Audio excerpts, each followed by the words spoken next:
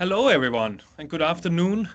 So happy to see so many wants to spend their afternoon coming to this second event of our series, Current Debates on the Memory Activism Nexus, that is organized by the Memory and Activism Working Group within the Memory Studies Association. My name is Alexander Ulrik Thyssen, and I'm a research assistant at Aarhus University, Denmark, and I'll be the moderator of this session today, where we have 4 speakers who will present their ongoing work. Together with me, well, besides also being a research assistant, I'm also the co-chair, one of the co-chairs of the Memory and Activism Working Group, together with Eline Mestag, who's also here today, who's a doctoral scholar at Ghent University, and Clara Blessing, who's also with us, who's a researcher based in London at the moment. So a little bit of practical information. As you probably noticed, your mics and cameras have been deactivated. They'll be so until we open up for the Q&A. And I also have to remind everyone that this session is going to be recorded, or it is being recorded at the moment. So as I briefly mentioned, this event is organized by the Memory and Activism Working Group, and we have been organizing events for a couple of years now. We have monthly online reading groups where we read a variety of different texts, both from within and from outside of the reading group members.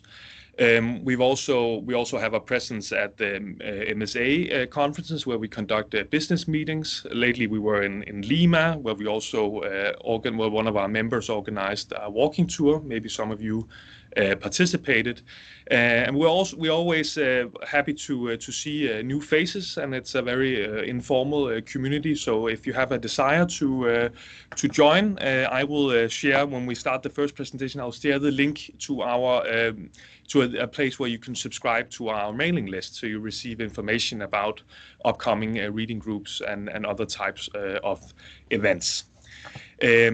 Yes, so as I mentioned, this session today is the second of 2 sessions on the Memory Activism Nexus, where we have been very lucky to be able to use the dMSA platform, and we're very grateful for that, to share research from some of our from junior scholars within the field who's working on all of these different dimensions of the Memory and Activism Nexus.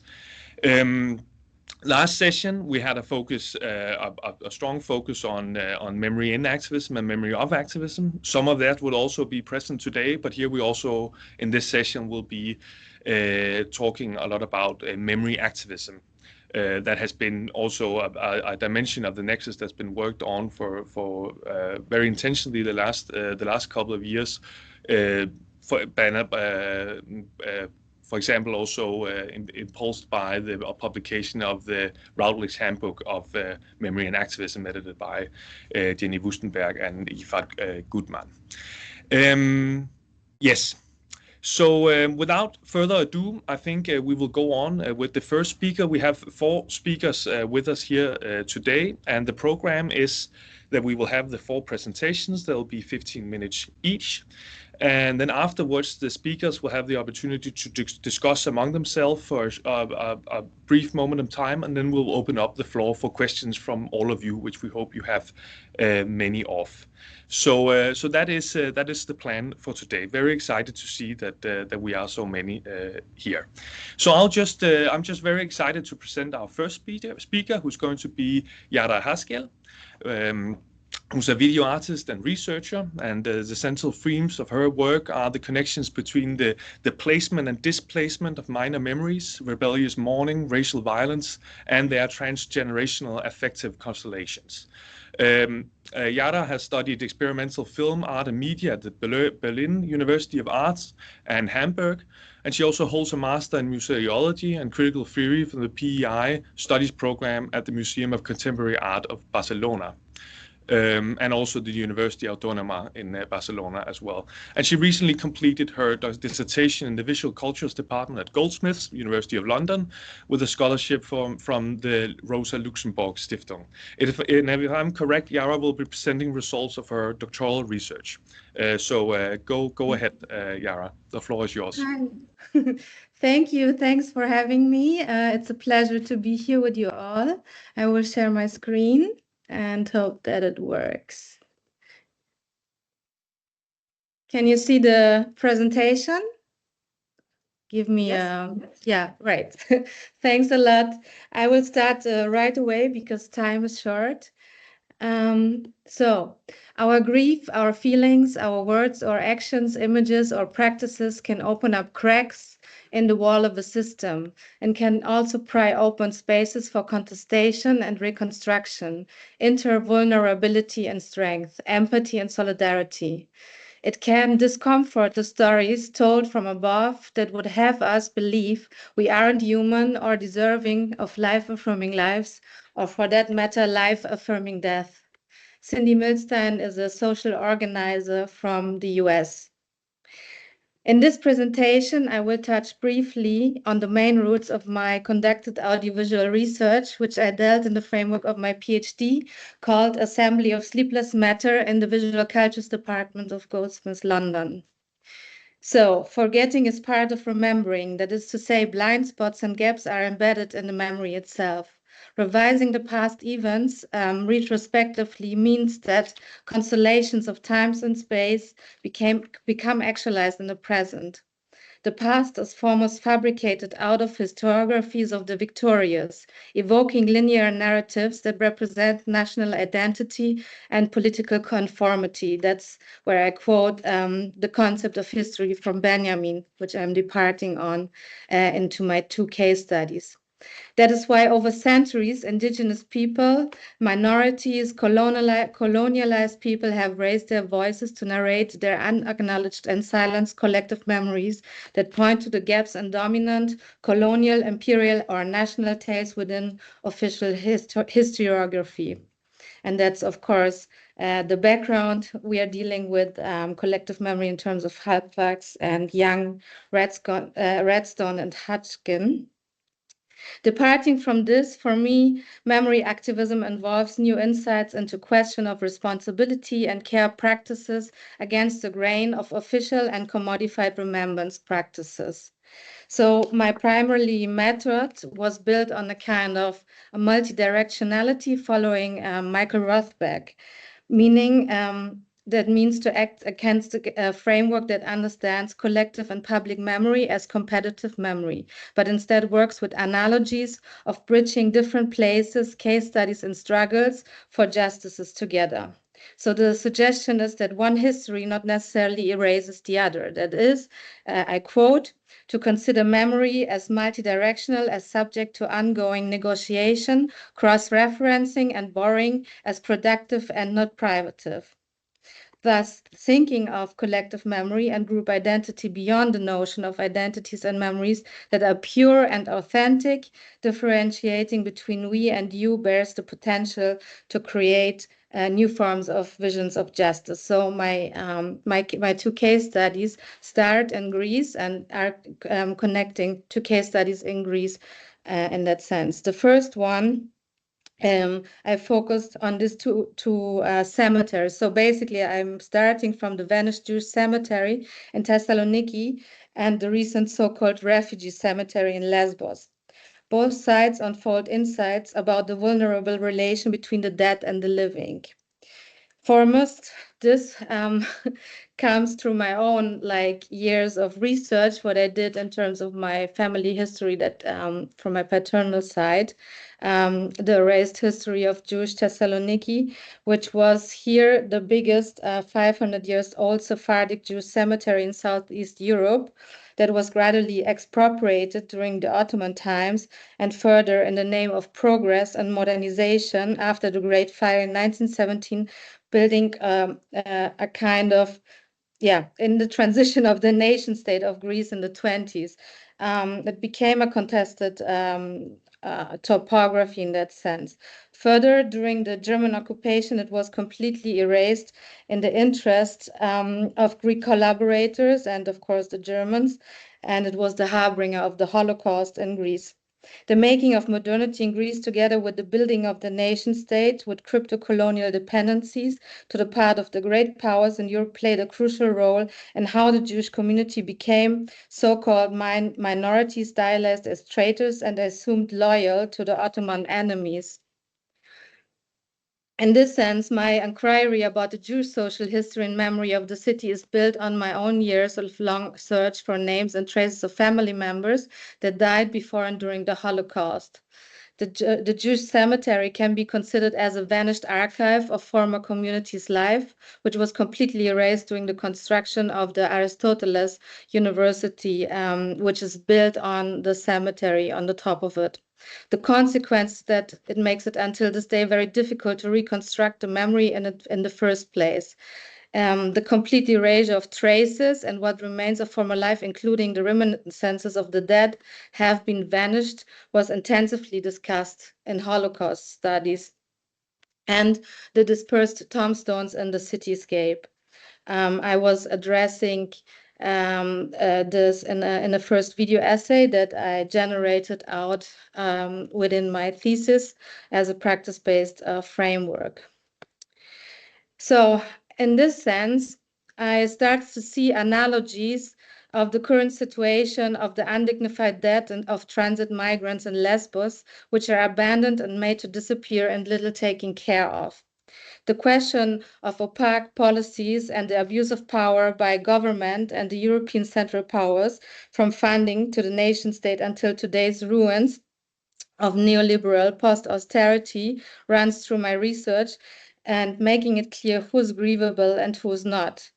In this context, I explored the question of responsibility, gray zones of implicatedness, and traumatic ambiguous loss, following Pauline Boss from 1999 as challenges for struggles for rebellious mourning with memory activism from below, which we can see here in the pictures of one of the cemeteries of Mytilene, which is an Orthodox cemetery where local activists, transit migrants themselves have buried their dead, starting already in 2017, but this was in 2013, and then of course 2015, when the flux of migration went very strong in the summer of migration. There were a lot of that was an ongoing topic from the activists, local activists.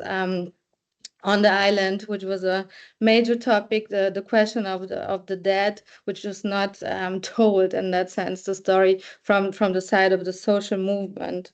So as you can see, I was interested in these two past moments about the ongoing racialized violence that permeates the resting places of the dead in that sense, and in the affect economies that emerge in these places where the violation of the dead and their resting place has become part of everyday precarious life. So in that sense, we can see that, or we can think about Greece as a kind of condition of post-austerity condition, and how we think minor memories and memory activism through this scope in a contested place of a kind of crypto-colonial history as well. So my two case studies were somehow not both in the past, as you can see, because this issue with the neglect of the dead is an ongoing issue all along the outskirts of European territory. So both places, of course, are associated with discomfort. It's not only this cemetery. So there's also then, through the movements, they founded another spot where people could be buried because there was no spaces left in local cemeteries. So there was a fight actually for the cemeteries in Lesbos in order to get a place where people can be buried. And somehow the precarious condition reminds me also of this kind of fragmented memory in the case of the Jewish history. Because the stones, I mean, they are fragmented, and I thought, okay, I have to find a a scope where how we can think through this cultural material and through the memory activists that have been dealing with creating cultural material. In that sense, here there are some vanished plaques already, which is also a problem. So these fragmented inscriptions also are multilingual. They are mostly titled as unknown, while traces become somehow as well minor monuments and a kind of they inhabit a nomadic agencies and are carriers of bad debt. And bad debt, I'm following the Black Autonomy of Harney and Moulton from 2010. In that sense, they are challenging European racelessness, according to Goldberg, 2009, after the Holocaust. So the remains depicted as Oriental and foreign don't pay. As you can see, they have to squat somehow a place of land and are not credible according to national cultural values, such as surplus generating apparatuses of archaeology and commodified memory. How much time do I have left? I don't hear nothing. You have 5 minutes left. All right. So I will play you a short clip from an activist from Alarm from Sahara that I conducted an interview about the state of what he thinks, let's say, how to deal with death on transit migrant rules. And I just want to mention again that the interviews I did along Lesbos, where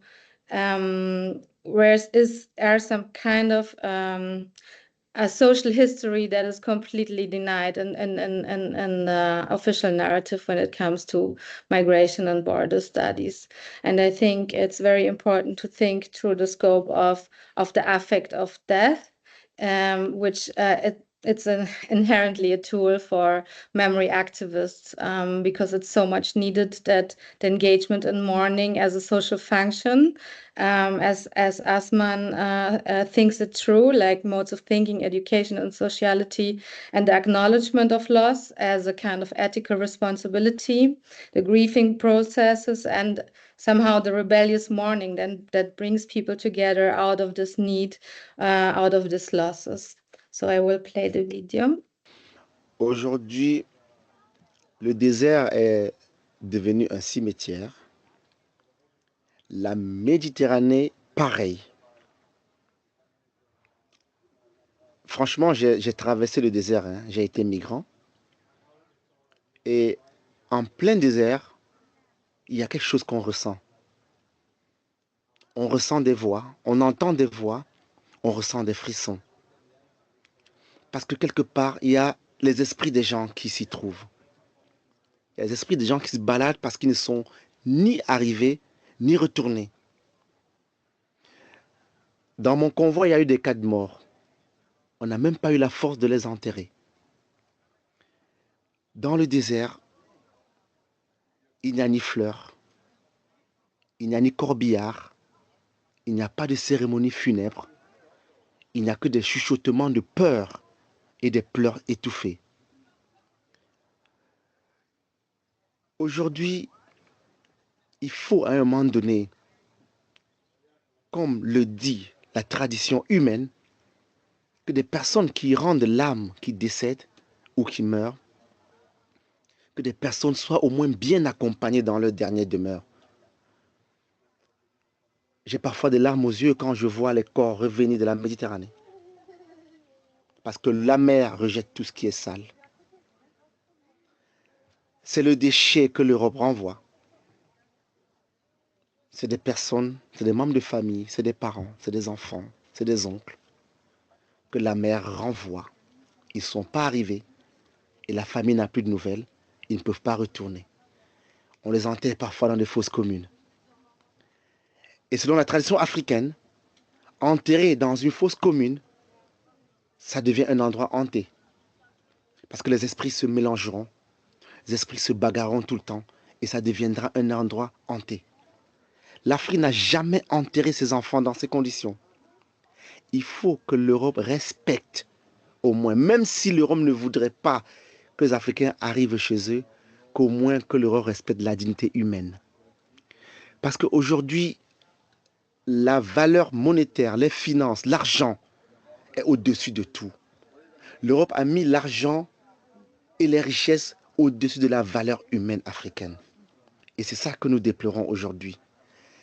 Et ça me fait parfois rire aussi, parce que j'ai vu la fin des grands dictateurs de ce monde. Ils sont partis sans rien laisser. Ils ne sont partis qu'avec leur petite personne. Il n'y a qu'un matin, le petit souffle de vie s'est arrêté, c'était fini. Personne n'est parti avec de l'or. Personne n'est parti avec du diamant. Personne n'est parti avec un jet privé. Et nous tous, nous avons qu'un mètre 50 de profondeur dans un trou. Même si après on couvre de marbre, nous tous, on est tous enterrés. Il n'y a personne qu'on va déposer le corps à 150 km au-dessus de la terre. Ce n'est pas possible. Il faut que l'être humain comprenne et prenne conscience que tout est vanité sur cette terre et poursuit du vent. Et que nous devons s'aimer, se partager le peu que Dieu nous a donné, afin au moins, si il y a un paradis qui existe, afin d'espérer y être dans ce paradis. Je pense que c'est ce qu'on devrait faire. Merci beaucoup. Thanks.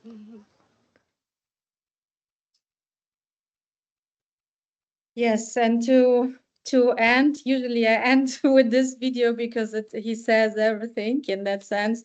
But I think in our times, I would like to end with this quote: never again, and yet never again and again. Even now, never more. So before our very eyes, seeing but not seeing, seeing but not believing, believing but believing. It's immediately not our problem, not my problem, our problem, seeing and believing, but frozen from action, too distracted or too busy, too unconcerned to do anything about it, acting but not in concert and not concertedly.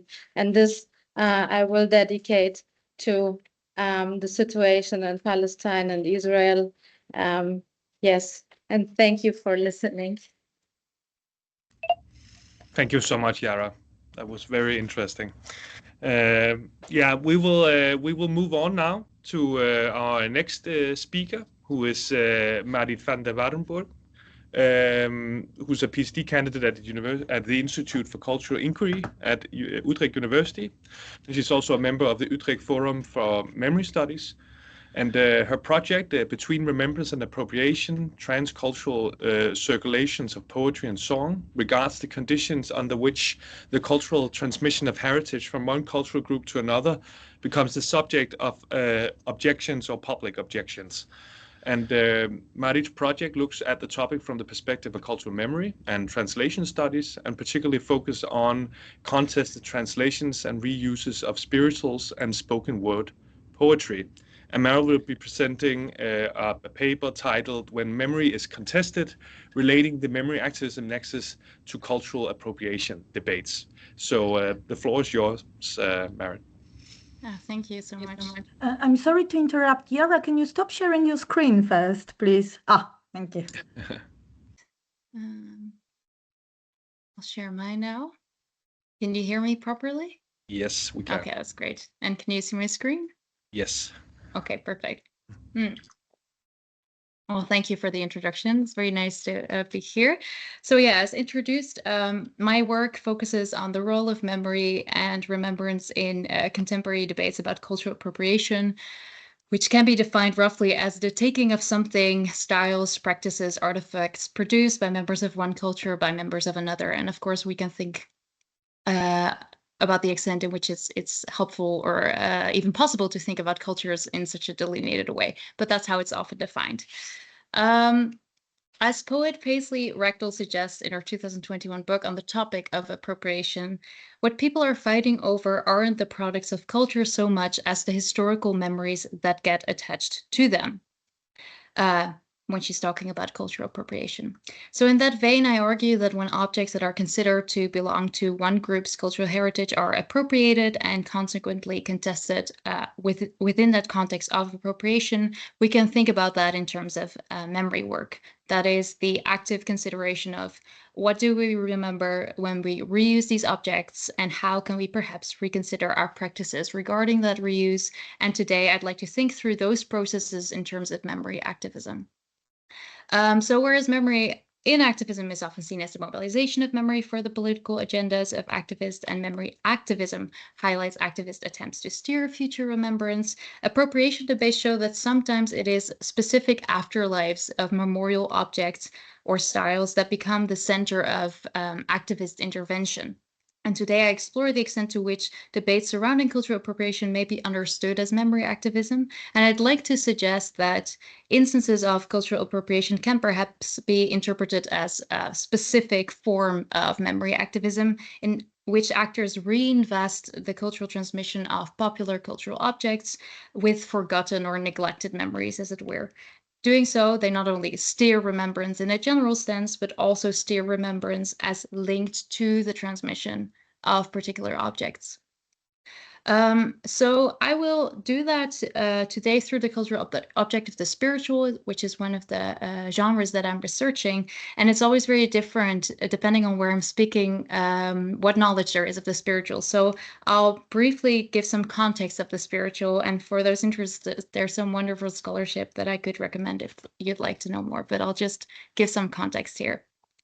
So spirituals are folk songs that originated on plantations in the American South, and they were combining stories from the Old Testament, stories about Moses, about Joshua, the Israelites, with African music traditions. And that led to these particular songs that have, for instance, call and response structures, particular offbeat rhythms, while using the stories of these biblical figures to relate to the lived experience of enslavement. With the songs being very much about hope and resilience in the face of oppression. Think, for instance, of songs as such as "Steal Away," "Swing Low, Sweet Chariot" is a very common one, but also "Down by the Riverside," "Go Down Moses," and "Joshua Fit the Battle of Jericho," which ironically is listed, if you Google it, as a song by Elvis Presley. But anyway. Many people know these songs, and they originated among enslaved people, but then after the abolition of slavery, they also became concert songs. Lots of arrangements and songbooks were made, both by African Americans, but also by white abolitionists in the first instance. And they were at some point, particularly during the Civil Rights Movement, also used as protest songs. And that's still happening today. But on the other hand, there were also racist blackface appropriations in the context of minstrel shows. But ever since they were reused and written down, there have been these questions of singing these songs authentically. Who should be singing these songs? When are they effective, etc.? So, for instance, in the early 20th century and late 19th century, you can see these debates play out among people such as W.E.B. Du Bois and Zora Neale Hurston, where Du Bois felt that what he called sorrow songs kept collective memories in circulation, while at the same time memorializing a demand for liberation, with the songs serving political goals for progressive transformation. And Zora Neale Hurston thought of the songs as processes rather than products, and to her, writing them down wasn't correct because they only lived when they were sung and they didn't work as arrangements. And I think that's very interesting when we think about memory, that memories only exist also when they're being remembered and when something is happening dynamically. Langston Hughes wrote in an essay called "Concerning the Singing of Spirituals Today" the following: "The spirituals did not begin as songs intended for entertainment, and when they are sung purely for entertainment without an understanding of their inner meaning and content, then a little minor crime is committed, not unrelated to such major crimes as imprisoning the forces of nature in an atom bomb to blow up the world. Songs like atoms can be misused." And this you can very much see in debates that are also playing out today when we're looking at spirituals, that there are sometimes contestations of when these songs are used in particular contexts. And it's very different who is contesting. Sometimes it's coming from the outside, with people from one cultural group opposing the reuse from another cultural group or what they perceive as another cultural group. But sometimes it can also happen that allies that are part of the cultural appropriation debate question their own conduct. So as Leonard and Belinda have pointed out, it can happen that a contestation implies that there are members of the culture, and in some cases, they're allies from whom a practice or symbol is appropriated, who dispute the appropriation of a practice. So what I'd like to focus on for the remainder of this presentation is one case study that I'm looking at in my research where contestation is coming from the inside, leading to a conversation about adequate reuse. So allies, as it were, questioning their own conduct of singing spirituals. And I'll do that to see the extent to which cultural appropriation can lead maybe to memory activism, and also to see what the potential of that kind of memory work is. So the case study for this is as follows: the Spirituals Royalties Project. This project was an initiative in the US from 2020 when Susan DeSalms, here on the left, minister of a predominantly white Christian church community in Brookline, Massachusetts, that's in Boston, inspired by the Black Lives Matter movement, the church began collecting offerings whenever spirituals were sung during service. From an initiative by DeSalms, and they dedicated the proceeds to Hamilton Garrett Music and Arts, which is a center also in Boston stimulating young Black Americans in their musical pursuits, and which also seeks to promote Black music. And on the right here, you can see Jerome Gruver-Flores, who is the executive director of Hamilton Garrett. So the project started when DeSalms, following the murder of George Floyd, decided to sing a spiritual during service in honor of Floyd, and was afterwards approached by a member of the congregation saying, "A Black man is murdered and we honor his life with what could easily be construed as cultural appropriation. How does that make sense?" And DeSalms then wondered what the best course of action was. Not singing spirituals didn't seem right to her, and she says in an interview, "Who are we to confine spirituals to the past, remembering the enslaved people only by what was done to them and the power that was wielded over them, while diminishing the extraordinary beauty and art created by them? It doesn't seem right." So what then? Well, firstly, there seemed to be a need for an awareness about the history, but also to do something with that awareness. So DeSalms got in touch with Jerome Gruver-Flores from the Hamilton Garrett Center, and from their conversations developed a royalties program. And that meant paying money for the reuse of spirituals in what may be considered a process of giving back, or what we maybe would understand as reparation. So for my project, I interviewed Gruver-Flores, and when we spoke, she told me of her initial impressions: excitement about the project combined with a reluctance. And she says, "I was a bit concerned and questioned if that would be sustainable, just given other instances where members from non-Black communities want to be of support to us. They start with this really big idea, and then within time, it just kind of dissolves." So to prevent that from happening, there was a very strong negotiation between DeSalms and Gruver-Flores regarding the ways in which these two communities were to build a relationship of solidarity, as can be gathered from the next quote. So Jerome Gruver-Flores says, "We made sure that when we started that this wasn't going to be something where the Black institution is indebted to this or this congregation, but I did feel that we didn't want it to just become this thing where it's just like this check comes and there's no face to it. So for United Parish, they don't just send us the payments of the royalty quotation, but they also come to our community more often when our students are performing." So in that way, they were building an authentic relationship and something that was sustainable for years to come. So working towards a sustainable relationship meant, one, finding solidarity in which there is an equal relationship between both parties, so not just vertical or with a sense of indebtedness, and also to a relationship where there is continued negotiation and community building between the different parties, so connection instead of transaction. So what followed from this relationship was, on the one hand, material redistribution in the form of royalties, which are used to stimulate young Black Americans and to educate about Black music. But what also followed was an emphasis on acts of cultural remembrance within this program of material redistribution. So what was important to Gruver-Flores was not just to spread knowledge about the spirituals within the Hamilton Garrett Center, which was already happening, but also to reconnect those spirituals to their history within the context of the United Parish Royalties Program. And here is where this conversation about cultural appropriation allowed for some sort of constructive memory work to happen. And a prime example of this, I think, is when that Gruver-Flores encouraged DeSalms to call this project not the Spirituals Royalties Project, but rather include the word, and I quote here, Negro in this title. And she says, and here it gets a bit uncomfortable for me as well, but I'd like to take cue from Gruver-Flores and what she was saying by quoting her anyway. And she said, I do remember me encouraging Susan to acknowledge it as the Negro spirituals. We all feel uncomfortable with this word. Let's talk about why that is. And then through that conversation, we can better understand the historical significance of this music, of the lyrics and the role that this music played, so that the next time when we sing it, we have that at the forefront beyond just singing a nice melody. And then she encouraged me to also invite this question of terminology whenever I'm presenting on this. What does it mean to call this project a certain way? And also, for me, interesting, what does that do in terms of remembrance?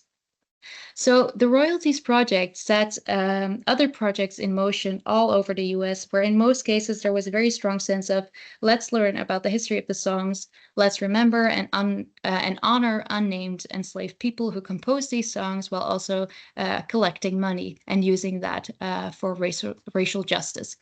And sometimes this also entailed workshops by Black composers on how to perform spirituals in predominantly white church congregations. So it wasn't just about knowing the history of the song, but also knowing more about performing these songs in particular ways. And what I think is important here, and what can help to think through the question of what can memory work do, or how can it perhaps lead to solidarity, is the interaction between material reparation along with education about these songs. Re-embedding these songs with memories of enslavement in the context of the Black Lives Matter movement, because that's when it was happening, created a strong sense of exchange that had both material aspects as well as cultural political ones. And that brings the spirituals also back to the quote by Du Bois I mentioned earlier, where he says, "Let's think of these songs as memorializing a demand for political transformation." To return to scholarship on memory activism, what you see is a case of memory activism wherein the objects and material components of remembering are very central. So I think it's important to think also of memory activism in relation to the material, and research may benefit also from approaches that thoroughly center the role of the object at the heart of the remembrance. And the case, I hope, also then shows that there is a potential for cultural appropriation to lead to practices of solidarity through memory activism. However, I do think that there is also a necessity to, when thinking of models such as the one set up between Hamilton Garrett and the United Parish, to also consider the power dynamics that are at play there. So who is redistributing the money? How are these programs set up? What conversations are happening? How can they remain sustainable? Who is involved in the memory work? And what does that memory work then look like? And I'd like to go back and end with a quote by Paisley Rectal in saying, where she says the following: "I'd like to say, if cultural appropriation is where people argue over the historical memories attached to cultural products, this conflict also has the potential to be productive, prompting perhaps a reconsideration of the impact of the past in the present through these objects as they are being reused." So, thank you.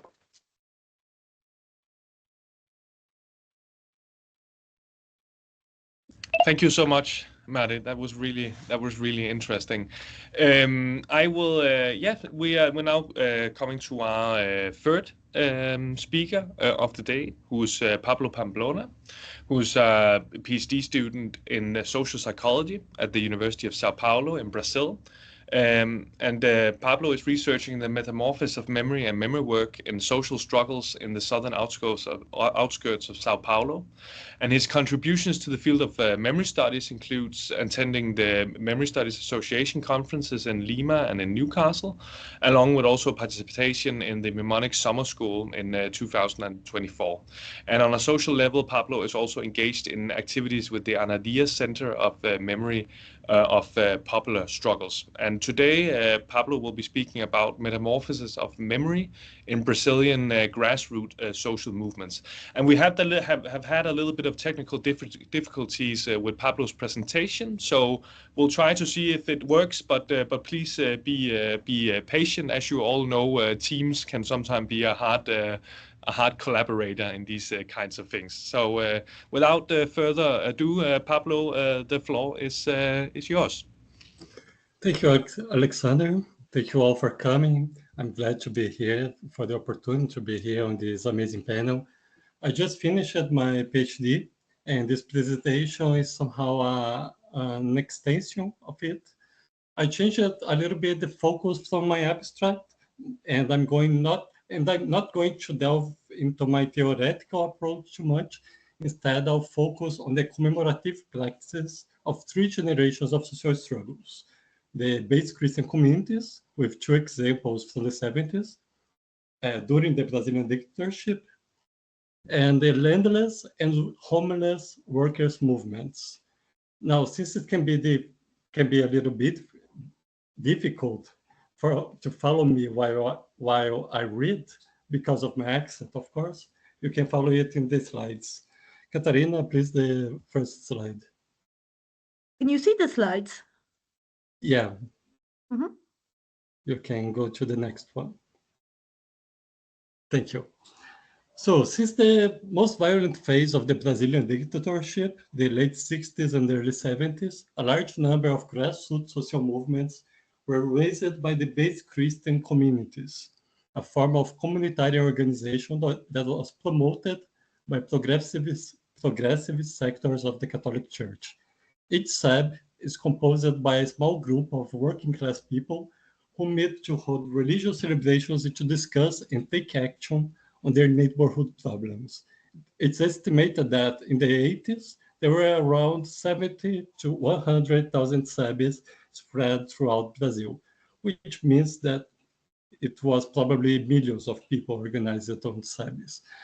These communities had the major participation of impoverished people, especially women, and they spread across the countryside and the outskirts of the large cities, mobilizing social movements for local demands such as housing, land, schools, health centers, transport lines, among others. Next slide. Katarina, next slide, please. We can summarize the SAB's form of organization by three features. First, its dedication to local activities such as meetings, parties, and joint efforts to build houses.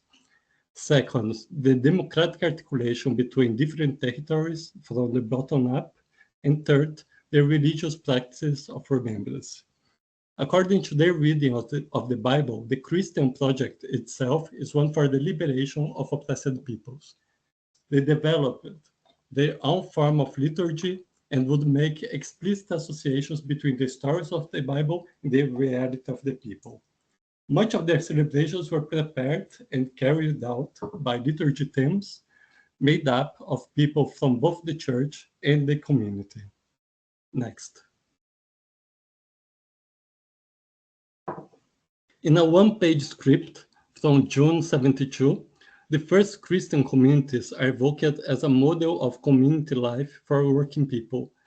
We find in it a simple participatory structure of speech and response. Reflection, priest.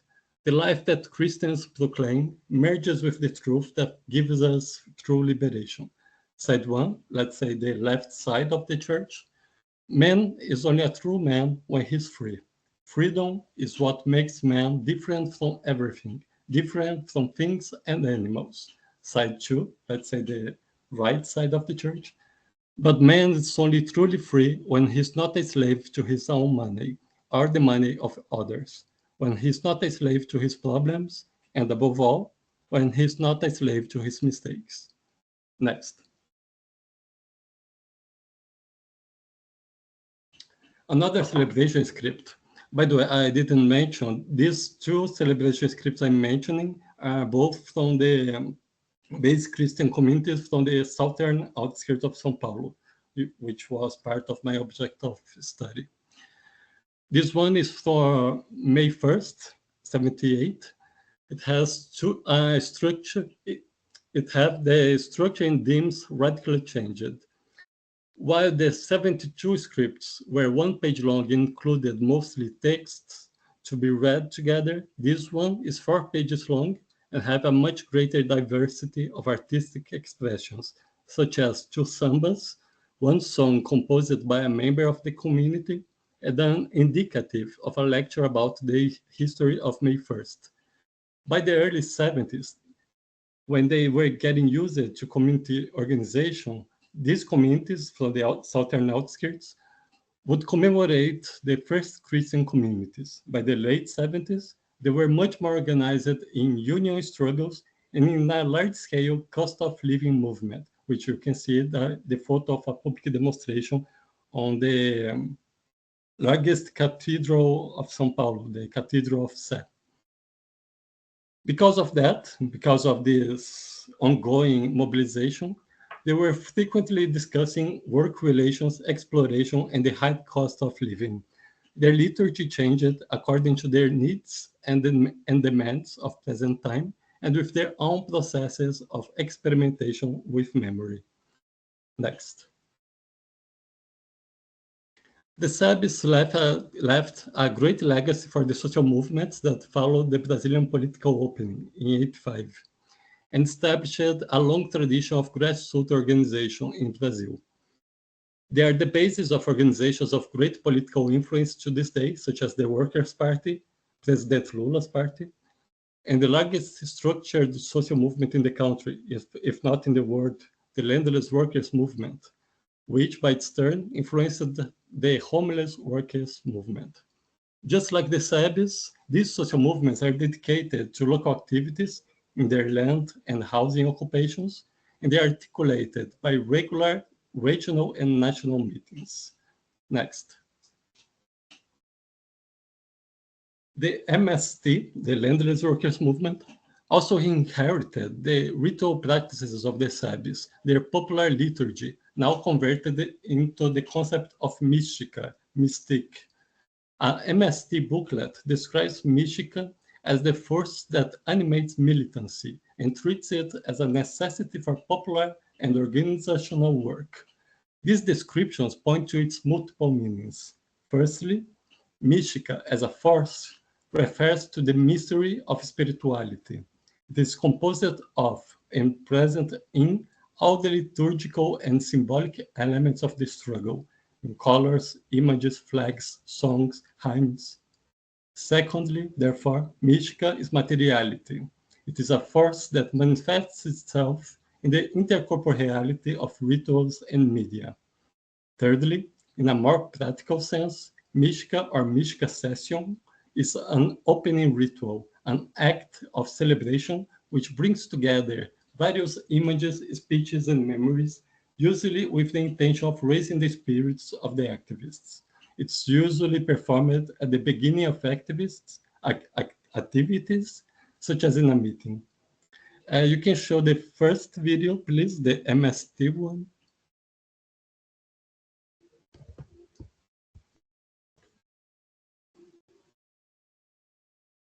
This one, yes?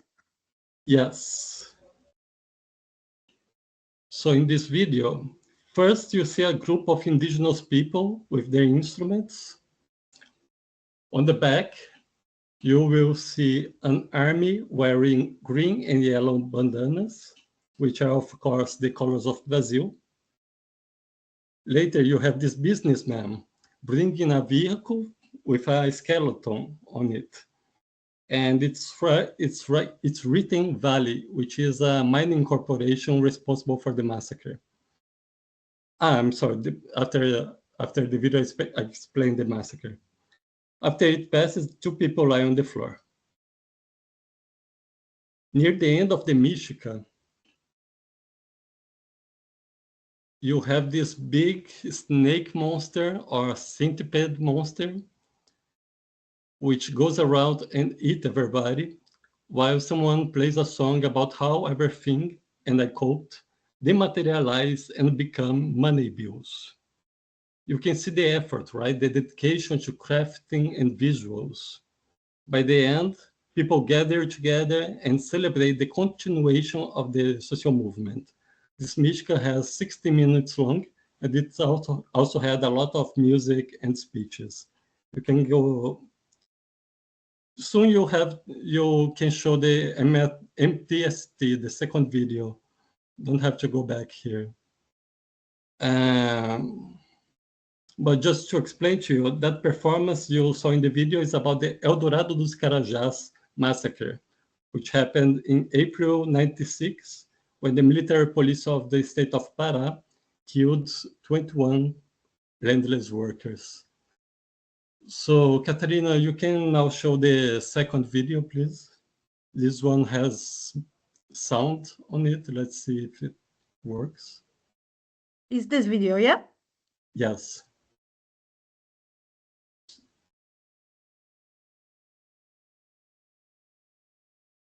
Okay, the sound's not working, but I can explain to you. This is a ciranda, very popular and traditional kind of circular dance or play. Very popular among children too, but also popular in general. These you will see how 3 different flag banners from 3 different occupations, recent occupations from the social movement. And after that, you have a march to the room where the meeting will be held. Now you can go back to the slides, please. I'm sorry, people. Thank you, Katarina. 2 slides now.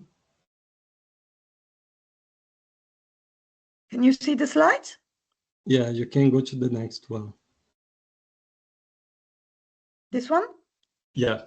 So as I said, that Mishka, the last one you saw, it includes a ciranda, which I just explained to you what it is. It sings some few verses. I came from my mother's body. She gave me good seed, nourished my body, spread in blessings. I'm a planter of good seed. Then you have a display of the craft banners, mobilizing speaks and slogans also. MTST, the struggle is for real, and these kind of things. And a march to the hall where the meeting will be held. So mystical rituals work with memories of activism and oppression experienced by the social movement or with which the movement relates itself. The ciranda and the lyrics evoke childhood and the ancestry of the mother and the land. The occupations, in turn, are named after important figures and events of Brazilian history. Anti-colonial radical Luísa Maim, on the top left, writer Carolina Maria de Jesus, top right, and the popular uprising of Canudos, on the bottom. The banners, therefore, are not only memory objects of the current occupations. Their present activist experience merge with other ones, and both are celebrated. Next. So in conclusion, first part of conclusion, how much time do I have? 2 minutes, Pablo. Yeah. I didn't hear you, but okay. Yeah, The liturgy of the church was morphed into the mystic of social movements. These practices provide strong experiences of communion among the organized activists. They also form a universe of shared meanings, which encompass the identity of the social movement and its relationship with the world and historical time. They relate the memory and the reality of each present situation, and they do not make it as a simple spontaneous process. Rather, it's a structured process with scripts, labor division, such as the liturgy theme, and timing, as the ritual is considered on the meeting schedule. The continuity of the SEP's experimentation with liturgy demonstrates how activist memory and memory work extends far beyond a single form of organization. On the contrary, memory and memory work are transmitted by different generations in different social struggles. Next. Far from being a product of mere chance, the great capillarity and mobilization of the SEBs and these movements is largely due to their practices of celebration and grassroots organization, both transmitted and improved over the years by experience and the production, among other things, of didactic booklets and the scripts for the rituals. These social movements are building their own methodology of commemoration. As we can draw from Unrignet's The Agency of the Aesthetic, the dedicated attention to aesthetics, whether focused on comfort or discomfort, on beauty or repulsiveness, has the potential to indicate more precisely the circulation of desires, affections, and to strengthen the bonds between those who participate in the struggle.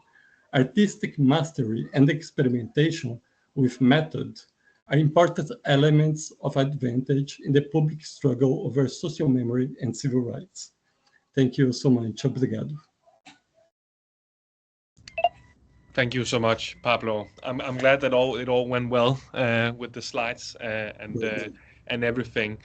Yes, we will now actually move on to our last speech. Last speaker. Things are moving fast, and our last speaker today is Patrick Peralta, who is a PhD student at the Department of Political Science and Rackham Merit Fellow at the University of Michigan.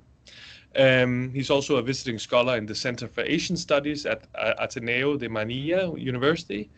And Patrick's research examines mass violence, memory politics, and transitional justice in the Philippines and Southeast Asia broadly. And his work has been published in the Yale Review of International Studies, the Tufts Hemisphere Journal of International Affairs, and Foreign Policy in Focus. And today, Patrick will present a paper titled "The Memory from Below: Countering Authoritarian Legacies in the Age of Bongbong Marcos." So the floor is yours, Patrick.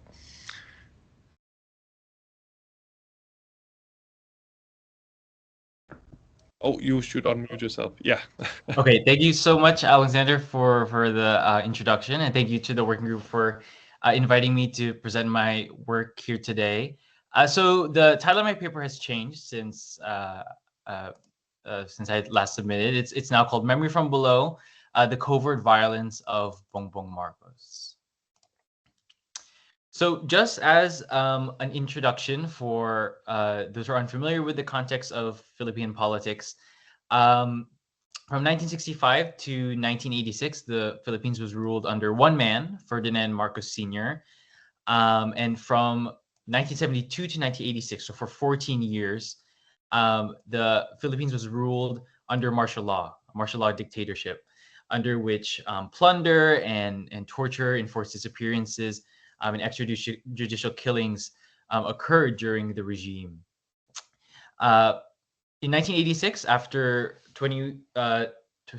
more than 20 years of Ferdinand Marcos rule, the People Power Revolution occurred across the Philippines, particularly in the streets of Manila. It was a peaceful revolution. They ousted and exiled the Marcos family from the presidential palace. And for 30 years after, Filipinos had democracy. But for these 30 years, democracy took on a more elite form, and people were very upset and disappointed with the form of democracy and the substance of democracy. And so in 2016, they elected Rodrigo Duterte, the authoritarian populist who vowed to reshape the Philippine government through a bloody drug war. And so this drug war has killed 30,000 civilians, those who were claimed to be these drug militants, these drug users. Okay, so fast forward into 2022, the son of Ferdinand Marcos Sr., Bongbong Marcos, or Ferdinand Marcos Jr., and his running mate, the daughter of Rodrigo Duterte, Sara Duterte, was re-elected to the top post in the Philippines, so as president and vice president. So many scholars and observers in the Philippines, and indeed around the world, were wondering how authoritarians could be appealing in a nation that peacefully ousted dictators and installed one of the first instances of people power revolutions in Asia. So there's been so much scholarship already on the ways that the Marcoses have been crawling back to power. So they fund textbooks that omit the word dictatorship and that omit certain atrocities and the sins of their past. And so there's been a whole generation of Filipinos that grew up not knowing about the martial law regime and its atrocities. And then recently, there's been a lot of scholarship on media disinformation, namely how the Marcos family has been funding different operations online, such as troll armies or social media influencers, to propagate this narrative that the Philippines under Marcos Sr. was actually an age of prosperity, a golden age, instead of one that had a dark history. So something else that has been happening also in the rehabilitation, but has not been getting a lot of attention, is this shocking phenomenon wherein people who you would think are opposition to authoritarianism in the Philippines and abroad are actually embracing the new Marcos regime. So how does this happen? Under the Marcos administration, there's been a change of tone. So instead of the very heavy-handed rule of his father and the violent rhetoric of President Duterte, there's been this seeming embrace of democracy and human rights. Under Marcos's administration, the Nobel Peace Prize recipient Maria Ressa had her charges dropped. The Marcos administration created this super body to protect human rights. And when he became president, the senator who was jailed under President Duterte for drug charges, Senator Laila de Lima, was released from jail after 6 years. And so she praised the Marcos administration for providing breathing room to democracy after years of Duterte's authoritarian regime. And then internationally, also, the West has embraced this new Marcos administration, as you can see in the US and the Australian Parliament. At the same time, there's a different reality that's being surfaced from human rights defenders and other civil society groups in the Philippines that insist that state violence under Marcos is actually persisting in just a very quiet form. And so the graphic on the right translates to Marcos and Duterte, there is no difference, meaning they are one. So I was really interested in how memory is being engaged to expose and challenge violence, because Marcos is a remnant of the authoritarian past and he's now the current president of the Philippines, but also activists in their response to the current Marcos administration's violation of human rights. They're drawing on the past to frame their dissent against the regime. And so last year I went to the Philippines and I conducted for over a month 22 semi-structured interviews with activists in the city. And so these activists are from below, as the scholarship suggests, because they're not affiliated with the state, they're contesting official narratives. But I would also suggest that they're from below in the truest sense, because they are marginalized even within the opposition bloc, right? The liberals don't agree with what the leftists are doing, their opposition to these human rights violations, because by and large, the liberal elites believe that Marcos isn't that bad, isn't as atrocious as Duterte. So he's therefore normal. I also wanted to get a diversity in these interviews of their mission, generation of activists, and also their commitment to different ideological ideals. And so after I came back from Manila, I took away two forms of memory activism that these activists are engaging with, which is to say, how are they making the past resonant in the present? And the first is the counter memory of this good government's projection, which is related to Bongbong Marcos, but also this larger counter memory of martial law revision, which the Marcoses have been engaging with for decades.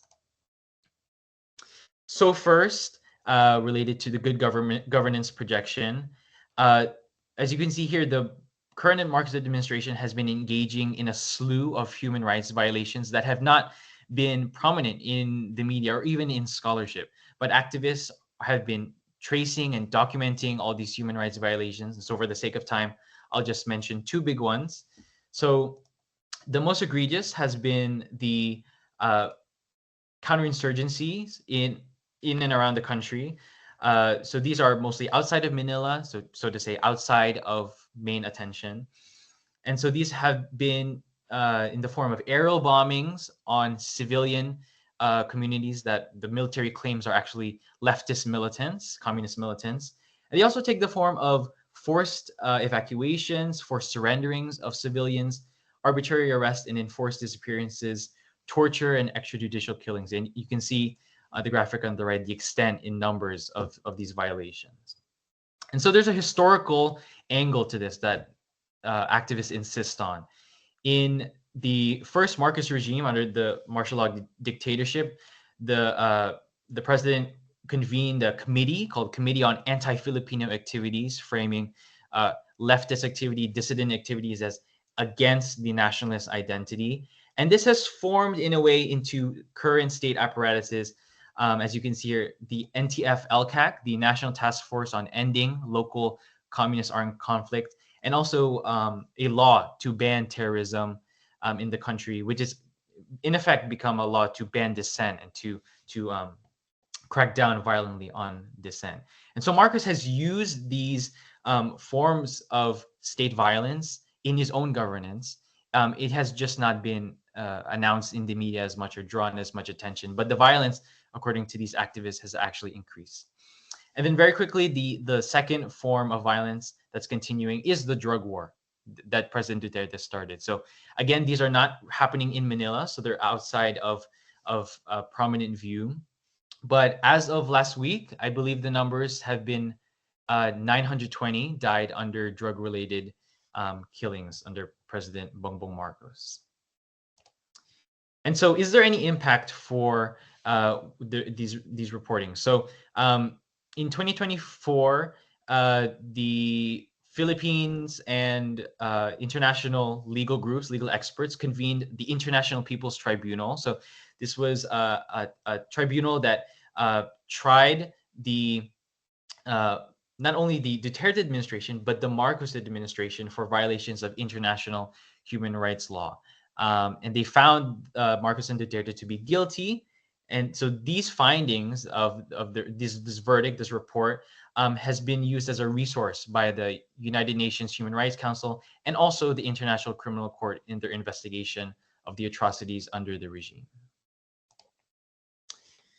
Okay, and the second form of memory activism that I took away from activists are related to this larger revision of the martial law history. So activists engage in two kinds of activism. So one is memory projects. These take the form of art displays, concerts, workshops, comics, film screenings, debates, and human rights festivals where there's training and community building. And as you can see here at the graphic on the left, this is promoting an exhibit called Mukhang Pamilyar, which in English is looks familiar. And so these portraits are actually images of martial law survivors or victims. And so the title is suggesting that these people are not lost to time or lost to the past, that they actually are relevant to the present. So they're familiar in public view. And activists also engage in talkbacks. So when they have film screenings, largely these are like archival footages of different interviews and documentary footage during the martial law era.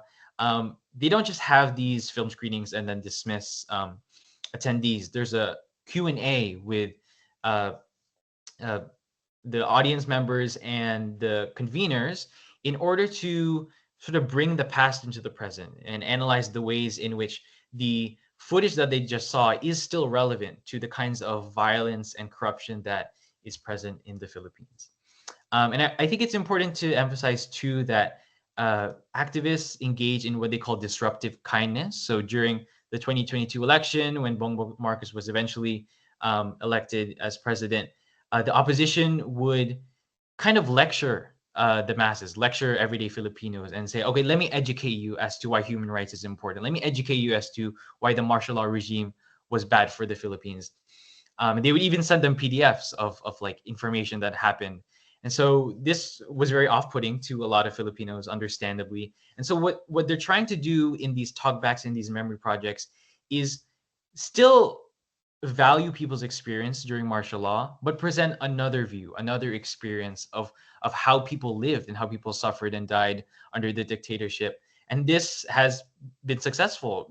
I wouldn't say that there has been a total transformation where people are changing their minds against the Marcoses and the Dutertes, but there is a sort of pause as to whether or not it's worth supporting this regime. And I think that's success enough. Activists also are engaging in a really interesting form of activism called walking museums. So these are tours around campuses and tours around the city of martial law markers. So this is where soldiers would kidnap students in their dorms, that they would raid different classrooms in different buildings, where major protests during the EDSA revolution took place. And so this is another way of bringing the past into the present, because as the tour guides are taking these people on this tour of martial law history, they're sort of embodying what it was like to be in that era, what it was like to resist, what it was like to face down the military regime. And so they're they're part of this living museum, this walking history. So what are some of the challenges that this memory activism faced despite its successes? I think the most poignant example is that Marcos has really positioned himself as bringing the future of the Philippines, and he's really associated himself with the future, which is to say modernity and possibility of the Filipino people. And so while these activists are engaging in the past and the present, which Marcos is also in, he is also occupying this idea that he is the future. And so a really tragic example of this is the Marcos Gold conspiracy. And this was this idea that when Marcos was a soldier during World War II, the Japanese left a bunch of gold reserves under a mountain, and Marcos stumbled upon it, and he took away all this gold and used it to fund his lavish lifestyle when he was president, but also his New Society development projects. And so this idea persisted for decades. And when Marcos was running for president in 2022, social media influencers online peddled this idea that when Marcos comes to power, he'll distribute 1 million pesos, so basically cash in all these gold bars, to every Filipino. And so this became an image of hope, of opportunity for Filipinos. And eventually when Marcos became president, hundreds of Filipinos gathered around the central bank trying to claim their cashed in golden bars, their 1 million pesos. And of course they didn't get it because they don't even exist, these golden bars. And so what's really tragic here is, yes, they got duped, but also it wasn't the people power revolution that brought this democratization of opportunity, this democratization of prosperity. Filipinos are still seeking increased prosperity and opportunity in the Marcoses. So it's a sort of reversed history. And so Marcos has been sort of associated with this future of modernizing the Philippines, of giving them opportunity, which shows the extent of how far the revolution failed 30 years ago. And so just to close, I want to give a quote from one of the people I interviewed, the executive director of one of the martial law museums in Manila. I asked her what she feels about this slogan, "Never again to martial law," which is, it's a popular slogan in the world, but also in the Philippines, it's used over and over and over again. Never again, never forget, never again to martial law. And she has an issue with this use of martial law. And she says that, well, for one, Marcos Jr. will not declare martial law. He doesn't have the boldness, or he doesn't have it in him to declare dictatorship. But second, and most importantly, Marcos doesn't need martial law, because all the things that his father did, the corruption, the violence, enforced disappearances, extrajudicial killings, torture, are occurring under a democratic regime. And so Marcos is essentially using the decades of his father's dictatorship and the age of democracy after, the violence that was developed through state apparatuses to achieve what he wants. And so she was telling me that, we don't need to wait for this thing to be declared martial law, where dictatorship will happen. Dictatorship is, in fact, already happening. And so connected to my previous slide, if the opposition is to transform the Philippines and take power from the Marcos Duterte regime, they really have to offer a vision of the future that is transformational, meaningful, emotional, and they can start by acknowledging what is already happening under the current Marcos regime. Okay, thanks so much.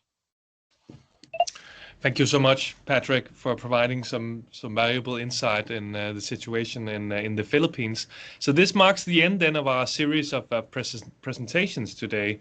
And I think it's been really interesting to hear about the various ways in which people resist violence in its various forms and shapes. So before we open up the floor for the audience, I would like to dedicate the next 10 or so minutes for the speakers to be able to comment on your presentations, and maybe you have experienced that there are some ways in which they speak to each other.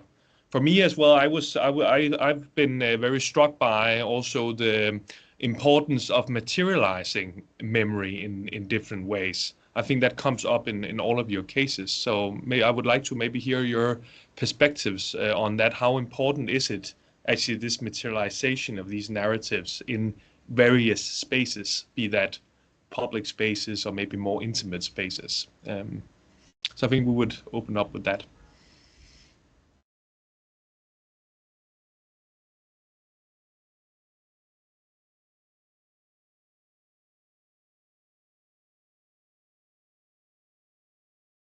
Or maybe you can elaborate it a little bit. Yeah, I can start if it's yeah. So I think indeed I focus also towards the end on this question of materiality, and I think in the cases that I present here, it's very much, even though I'm looking at something that's immaterial, which is a song, obviously, but it's functioning as a carrier of memory, and then it's practiced very much. So there is a certain it exists somewhere, I think. And then there's this question of, okay, every time we're singing these songs, we're going to pay royalties. And it's sort of like it creates a sort of a copyright structure, as it were. So I think that's very interesting. That's something that's immaterial that has been written down, but also has been written down a lot by the people who didn't write these songs or didn't come up with these songs, and then creating a sort of structure. Okay, these songs are memories of enslavement. They're the remnants of that particular past. And then whenever you're singing them, treat it as though you were actually buying a piece of sheet music, as it were, and then see how whenever you're singing these songs, you're not just then remembering where they're coming from, but also actually paying.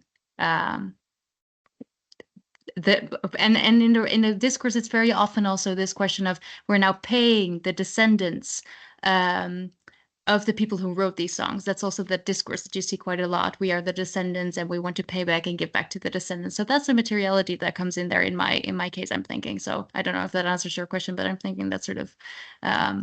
Yeah.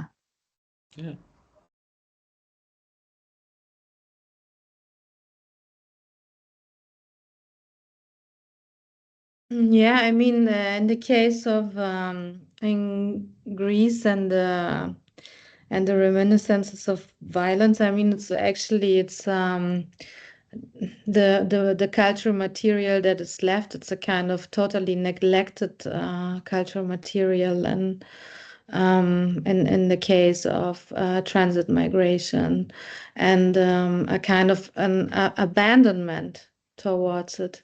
So I also had this approach of memory activism from below in that case, really strongly, because it's a kind of non-existent, non-discussed topic, the neglect of, like, basically the bad policies all around migration. And the question of authoritarianism on the outskirts of European borders we face since many years, and there's an incredible lack of public outcry in the civil society. It's kind of forgotten even, or it's kind of only used in a kind of political, like in a hijacking of memory in that sense, in terms of, yeah, we do this kind of human rights discourse on the one hand. On the other hand, we have to kind of get ahead of the migration problem.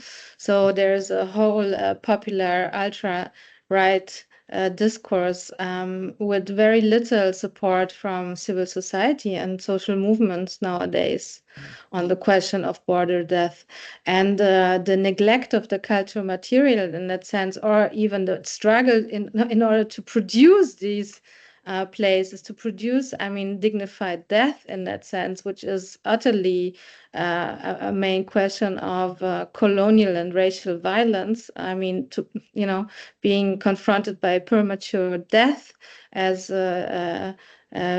Jill Wilson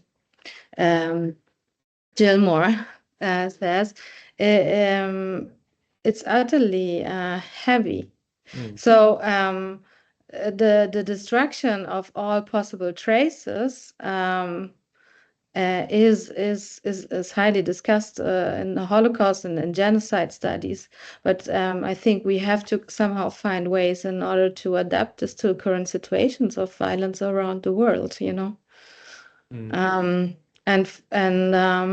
Because if you destroy all the traces of former lives, I mean, what remains is it's a kind of perfect possibility of framing official historiography and narratives, whatever suits a political system, right? Yeah, and what struck me in the video that you showed, Yara, was also that we, in the situation of migration towards Europe, we also have the Mediterranean as a perpetrator of including, you know, the material evidence of this violence happening. So I think it's a very, very interesting to see how now nature is also on the side of this, right?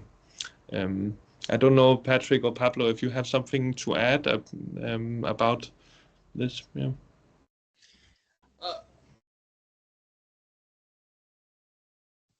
Oh yeah, so you know, this issue of materiality, I feel like is really relevant in the Philippines context for indigenous communities, because you know, with forces of urbanization and modernization, and definitely the lingering effects of colonialism, there have been efforts by indigenous groups to preserve their memory. And so you know, we're talking about like the physical aspect, preserving these physical aspects, things you can visit, things you can see, whether in archives or in museums. But I think something really interesting is sort of the reverse, that the preservation of indigenous culture and materials is not only for opening up a democratic space. They can also be co-opted by authoritarians to forward their agenda. So I'm thinking, you know, during the martial law period, Imelda Marcos, she, as for one of her pet projects, the Cultural Center of the Philippines, was staging this huge celebration of Philippine culture. And so basically what she did is she sent the military to these tribes in the Philippines and had them shipped to Manila. And so basically when this cultural celebration happened, where there were a bunch of foreign dignitaries there, these indigenous groups had to sort of like dance and sing and, you know, present their culture to the audience as a sort of symbol of not only Philippine culture and the beauty of Philippine culture, but also how authoritarianism is sort of enmeshed in these projects of cultural renewal and cultural authenticity. So I see it taking two sides. There's a danger to it being co-opted for non-democratic purposes. Yeah. What I would like to add is the importance of the public demonstrations, right? Patrick showed some photos of public demonstrations with people carrying plaques of never again. And on my presentation, it's not so much about public demonstrations, because the rituals that I showed you are internal to the social movements. But of course, the Mística goes out to the public demonstrations as well, on the flags, on the colors that they bring to the public space, to the streets. And I remember Salvadorian social psychologist Maurício Gabori with a work about the public commemorations of disappeared people in Latin America. And he says how important it is to bring these memories to the public space as a form, first, of countering the lies of the state, because the state continues lying about the disappeared people, saying, no, these people didn't even exist, and stuff like that. And also to turn these memories and these lives, which are negated by the state, objective, shared, you know, so to materialize their lives in the commonality of public space. Thank you so much. And I think with this, I think we'll open up the floor for the Q&A. So now all your cameras and microphones will be allowed to open. And if you would please use the raise hand feature to notify us that you have a question, and then we'll just take it from here.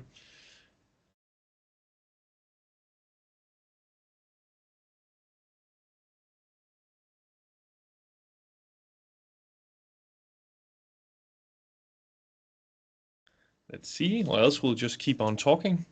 That's fine. Yes, we can start with Clara.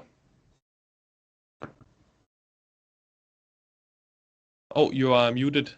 Yeah, I know. I've got it. Thank you. Thank you everyone for these really interesting presentations. And I was particularly struck by the extent to which Pablo's and Marit's kind of spoke to each other in certain ways. I guess because I've rarely been in a panel where there are two people kind of discussing Christianity in ways. So I was interested, Marit, I'd love to hear you speak a little bit more of how religion is operating in your case study, and whether or not there's also a question of like appropriating a particular kind of belief or spirituality. And then Pablo, I'd like to hear you talk a little bit more about the ways in which memory is being transmitted here between these different areas of social movements. How is that memory being inherited by these more recent movements? Like how are they taking on the CEB's practices? Is that entirely word of mouth? Is that also cultural? Are there particular thinkers or texts that are being taken on? So yeah, just a little bit about like how practically that process of remembrance is happening. Thank you. Thanks, everyone.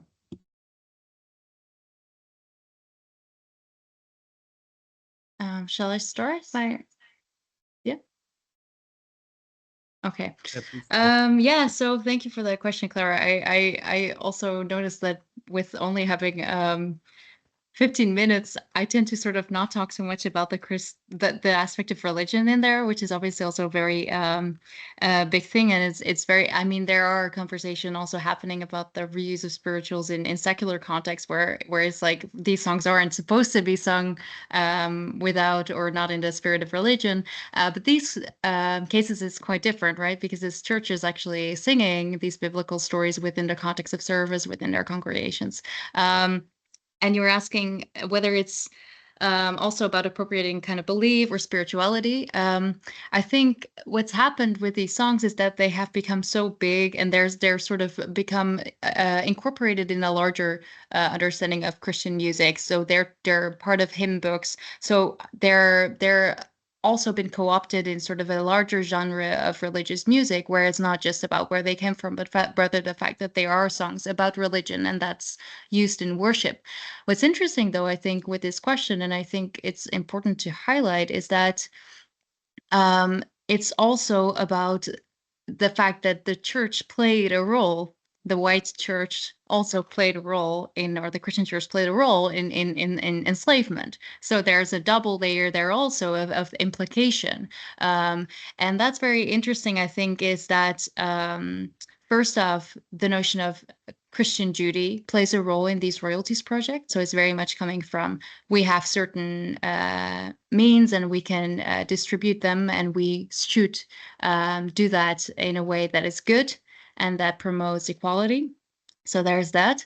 But I'm sometimes wondering the extent to which there's also in these projects an awareness of the role of Christianity in slavery.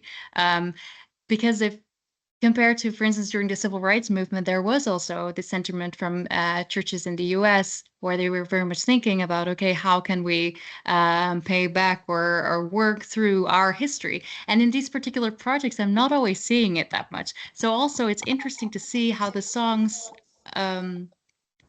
sometimes are also used as a sort of safe space to talk about how can we engage with memory and remembrance in a way that is appropriate, but then not so much talking about that other layer of how is this church congregation at large maybe implicated in the history from which these songs emerged. And I think that's an interesting dynamic that's that I'd like to explore a bit further also.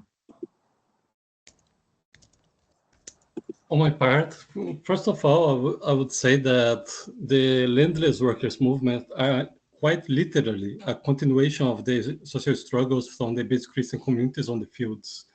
And that's because the landless really came out from the SABs. So the most obvious way is for them to keep up with the liturgy, with the religious practices. If I'm not mistaken, they even have a booklet also about how to read the Bible, which is quite funny. A secular social movement, but they do have that. And the homeless workers movement as well, it came out from the landless workers movement. So, but it's not only because of the continuation between these social struggles, but also because of the interest on past social struggles, the research about it, and the articulation also between different social struggles from different countries also. Zapatistas, for example, in Mexico, are very much related to the landless workers movement in many ways, on transnational articulations, on transnational debates, you know. Thank you. Yeah, so we have a question from Laura. Yep. Okay. Thank you. So thank you for the extremely interesting presentations. And I have two very quick questions for Pablo and Patrick, more epistemological. So the first one, to Pablo, I know that you decided on purpose not to not dwell on your methods, but I was wondering if you used a specific method to examine those dances and those group sort of, I don't know, group observation or something, those manifestations by activists. And then to Patrick, I was wondering, since you carried out 22 interviews, so I guess it was mainly qualitative analysis, right?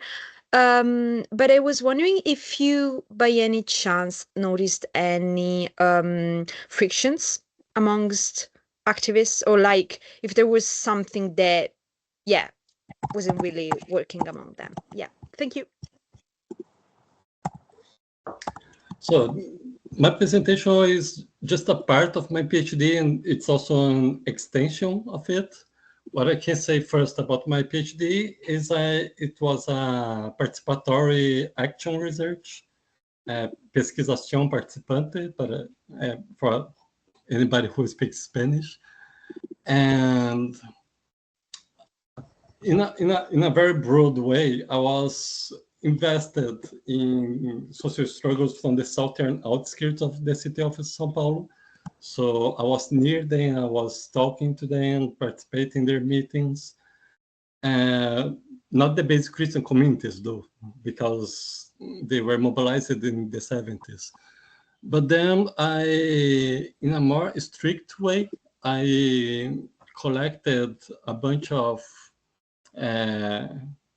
documents and videos and photos, and I was making a multimodal analysis, you know, multimodal and transcontextual analysis, I would say, in the sense that I'm looking at different modalities of discourse and trying to articulate them together.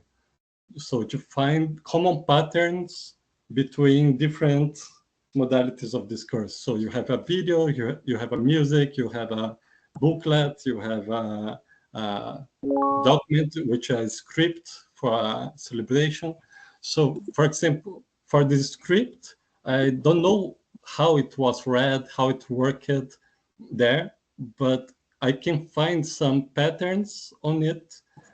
For example, the articulation between the memory of Christ, the memory they bring from the Bible, the stories of the Bible, with that articulated with the with the material reality, with the reality of their neighborhood.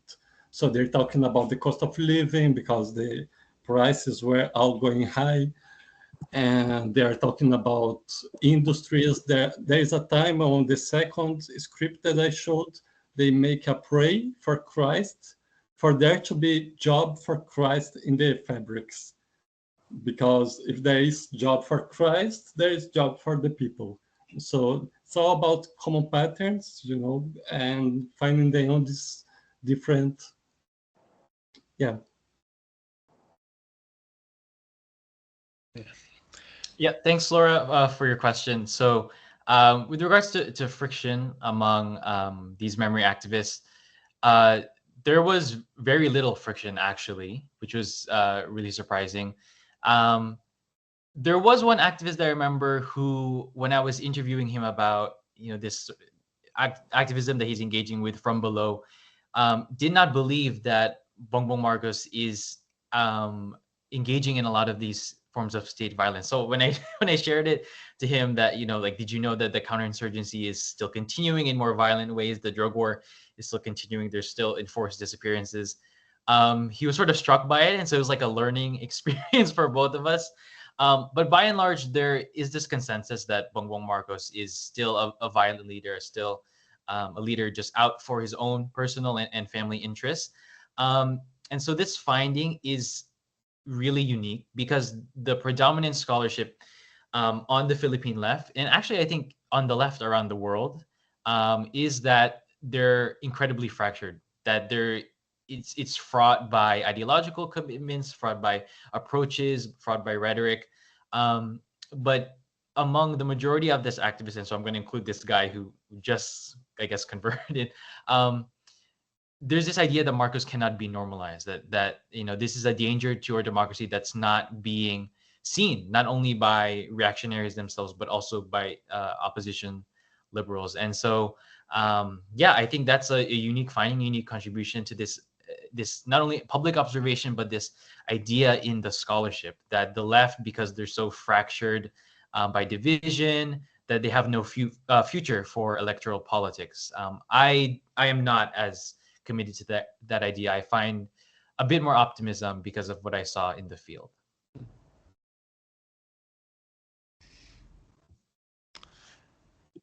Great. Well, while we wait for more, we have Joanna wants to ask a question. Please. Oh. Hi, everyone. So my name is Joanna. I teach at University College London. Thank you so much for those panels. That was quite extraordinary. I'm going to limit my intervention to just the one question for merit. And this is actually a question that I often get from my students, both at undergraduate level and postgraduate level. It might sound a little bit innocent, but I always have trouble coming up with like a proper answer, and that is the intersection between memory activism and cultural appropriation. So how does it start and where does it end?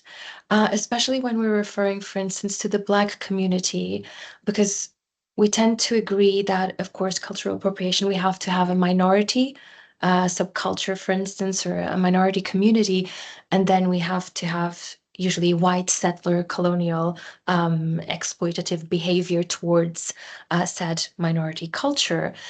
But for instance, I also analyze music and teach on music. So I find something like, I'm just going to give a very specific example, but I think everyone can understand, for instance, Frank Sinatra singing Old Man River as opposed to a Black performer. So the origins of jazz. So if we're talking about, say, cultural performances of a minority culture like cornrows, so the way you braid your hair as cultural appropriation, but we're also talking about Sweet Chariot and all of the examples that you've given us, especially in terms of the spirituals. But then we're talking about jazz, which has become so diffused and disseminated. So where do we draw the line? And I think this is a good question, but it's so complex. But anyway, I was thinking that just about the intersection, cultural appropriation, memory activism, memory studies more broadly, if you have any comment on that at all.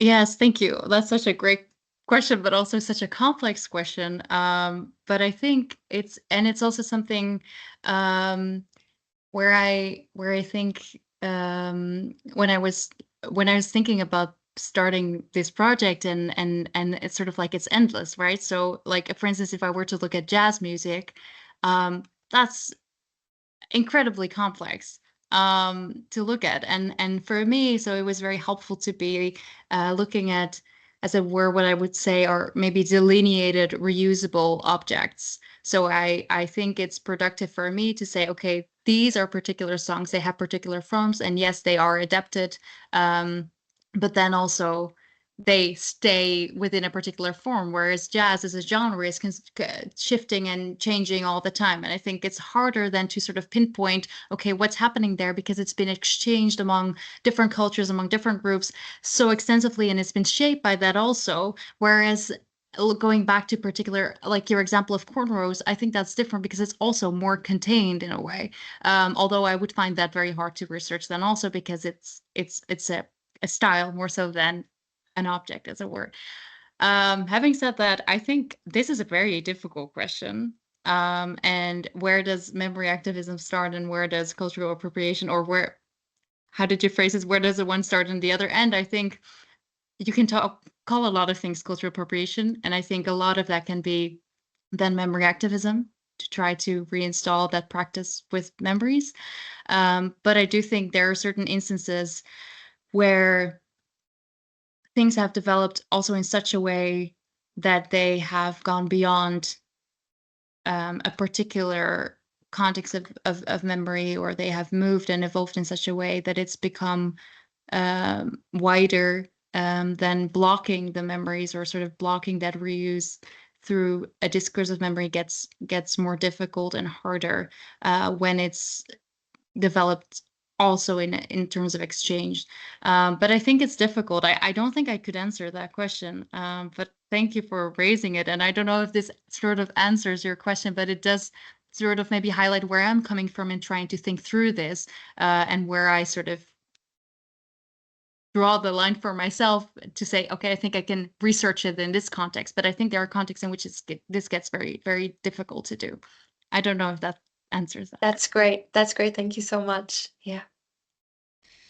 Thank you. And then we have a question from the chat from Nas, who first thanks all of the presenters. And it's a question that relates to the 2016 Bullen Hansen article on agonistic memory. I don't know if the presenters are aware of this text, but Nas asks, I just wanted to ask, which mode of memory can we frame these memory activism examples, especially from below? Is it an agonistic mode? Is it cosmopolitan? Is it a mixture of both cosmopolitan and agonistic modes? Can cosmopolitan memory really associate itself with activism that is working from below? Would be the question. So I don't know if it's a kind of theory that some of you have been working with in your work, this idea of agonistic memory. No. I think it's actually really present in my work, in my paper, because this idea that Marcos is likewise violent as his predecessors does not resonate with not only a lot of Filipinos, especially those who supported Marcos, but by opposition members. So there's a sort of memory war that is more complex than the one that has been waged in the Philippines, like versus those who remember martial law and those who choose to forget. There's a group there that is sort of giving him a pass, so to say. Mm-hmm. And I think also cosmopolitan, I mean, if you take it in the literal sense, this idea that memory from below is emerging in the Philippines means that it's coming from places outside of Manila, outside of the capital, right? And so a lot of these counterinsurgency attacks, a lot of these enforced disappearances, extrajudicial killings are coming from the provinces. And so they're not associated with urban centers or in the cosmopolitan. So perhaps that's why it's not gained a lot of attention. But in terms of sort of the definition of like agonistic memory, I think that the tension is actually productive to Philippine democracy. Even though those tensions are pretty fierce. Yeah, I was thinking myself that in all of the four cases we've been hearing about today, agency plays a very pivotal role, right? So I think that could maybe speak towards, that we are talking about more agonistic examples of memory activism. But yeah, interesting.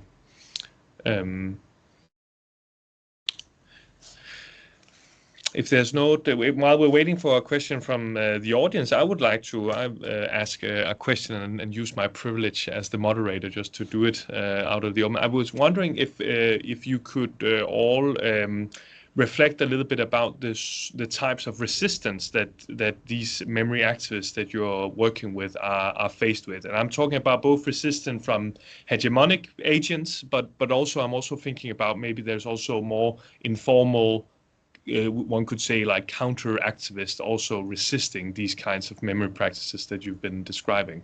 And I would like to hear more about that.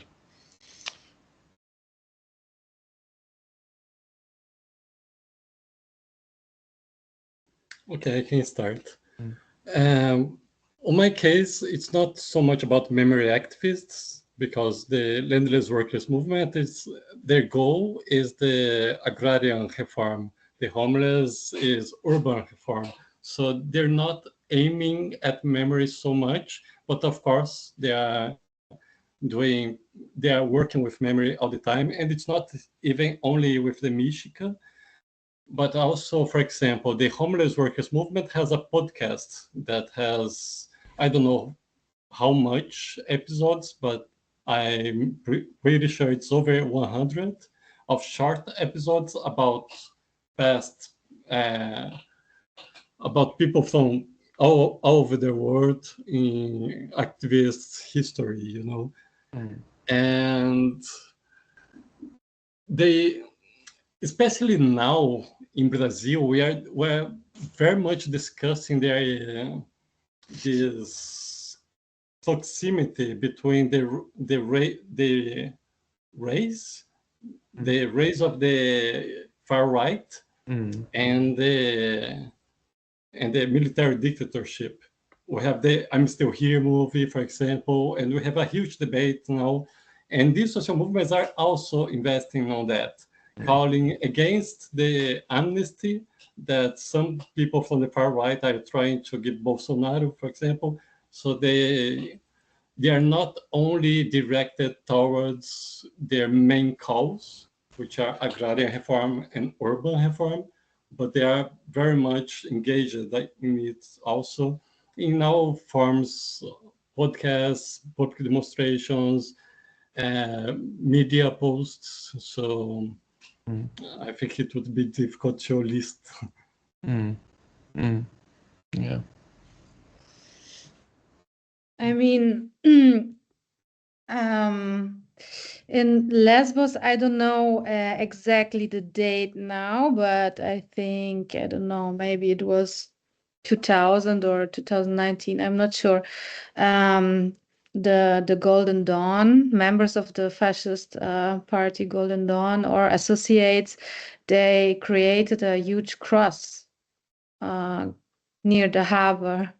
So I mean, you say to counter activism that you use, Alexander, always. For me, it's a Christian, fascist Christian action, let's say. Yeah. I mean, they created a huge cross, and the cross is no politician is is putting it away, even though it's illegally installed. It's illegally installed, and nobody dares to dismantle it, because everybody is scared that they get attacked, by Christian, Christian society, even if they're not, right wing or fascists in that sense, because there's a huge, of course, identification with Christianity in Greece and Orthodoxy. And further, what I think it's, or what we see on the outskirts of the borders and stuff like this, it's the who are the ones who prevent. Why memory activism have to exist is because, you know, policymakers, European Union, and executive bodies they don't care. They let people die, you know. And that's for me also there's a question of capitalism and the, you know, neoliberalism and capitalist system, in that sense that it's inherently producing this kind of violence. So nobody cares, you know. Yeah. They're even, to quote an activist that is there on the island since, you know, 20 years, organizing various social movements. They're saying, well, they nobody cares, and we pretend that Europe is mourning the border deaths and so on, but actually nobody cares for the losses, nobody cares for the dead. We are not sad for the losses, we just let them die. And it's an inherent logic of European violent history that we have to revisit, in that sense, if we talk about our own implicatedness and with this, and responsibility, no? Yeah. Thank you so much. I think it's quite fitting to end this session emphasizing the importance of memory activism everywhere around the globe in this moment of time, because time is running out for this session. So before we all go on with our weekends, I would like to thank you. First, I want to thank the presenters, Mari, Yara, Patrick, and Pablo, for coming here today and sharing your interesting work and teaching us more about all of these interesting cases. And then I want to thank you all, the audience, who've spent your afternoon together with us. And then I also want to thank Katarzyna, who's been working behind the scenes on the technical part of doing this kind of digital event. So without her, this would not be possible at all. Then I would like to point everyone's attention to the Q&A session, and where we have the link to our emailing list in the Memory and Activism group. If you want to get involved or you want to know what's happening, please click the link and subscribe to our mailing list, and we'll let you know about the future events and how you can be active. And of course, we also hope to see many of you in Prague for the dMSA conference. Just for what's coming up next for events in a MOOC context, in April we are planning a reading group on the new De Gruyter volume, Dynamics, Mediation and Mobilization, doing memory studies with Anne Rigney. So if you're interested in talking with fellow scholars about that publication, then there will going to be a possibility for that in April. And then in May we are planning another online reading group about the special issue, the memory study special issue that's soon to be published, the one connected to the MSA Lima conference, where we're going to be talking about some of the contributions there. So, but much more information about these two events will be passed on through the mailing list on a later notice. And then we're also planning a business meeting in Prague for the big Prague conference, where we will all be able to meet in a physical setting as well. And information about that, when and where, and all that will also be distributed through the email list. So with all that said, I just want to say thank you so much to everyone, and I really hope that you will have a wonderful weekend. So nice to see so many. So thank you. Bye-bye.